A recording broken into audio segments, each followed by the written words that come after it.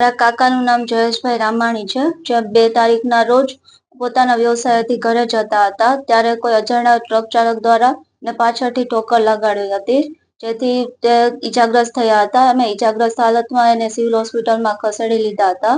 ત્યાંથી આગળ અમે પછી એને ગોકુલ હોસ્પિટલમાં મૂવ કર્યા અને ત્યાં એનું બ્રેન ડેડ જાહેર કરવામાં આવ્યું, જેના લીધે અમે ઓર્ગન ડોનેશન માટેનો નિર્ણય લીધો બધા પરિવારની સહમતીથી, જેના લીધે બીજા 7 લોકોને અમે જીવનદાન આપીએ છીએ, જેથી મારા કાકાનો આત્મા એને શાંતિ મળે અને અમારને બધાને શાંતિ રહે કે કોઈ અમારા કાકા તો હવે રહ્યા નથી, પણ એના લીધે બીજા 7 જણા જે છે એનું જીવન બચી જાય અને એ લોકોને શાંતિ મળે. ખાસ તો એમના પરિવારમાં શું સંતાન છે, શું નામ છે?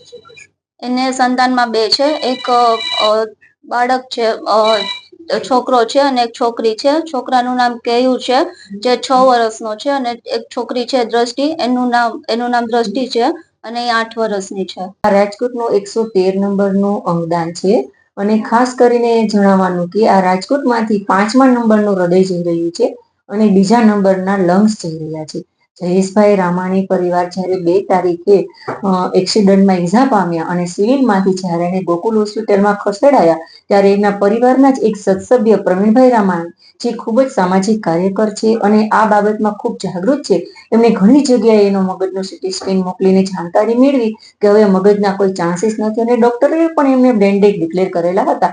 એવી પરિસ્થિતિની અંદર પ્રવીણભાઈ એના પરિવારને સમજાવ્યો અને પરિવારના સદસભ્યો પણ એટલા જ માયાળી પરિસ્થિતિ અંદર પહેલી જ પહેલમાં એના માતા પિતા, પત્ની, ભાઈ બધા જ પરિવારોએ સહમતિ આપી અને જયેશભાઈના આજે 2 કિડની, લીવર, હૃદય અને 2 ફેફસા અને સાથે સાથે 2 દિવ્ય દ્રષ્ટિ તો ખરી જ 7 અંગો દ્વારા પરિવાર એમના જયેશભાઈને ફરી પાછો જીવાડવા માટે ઝઝૂમી રહ્યો છે.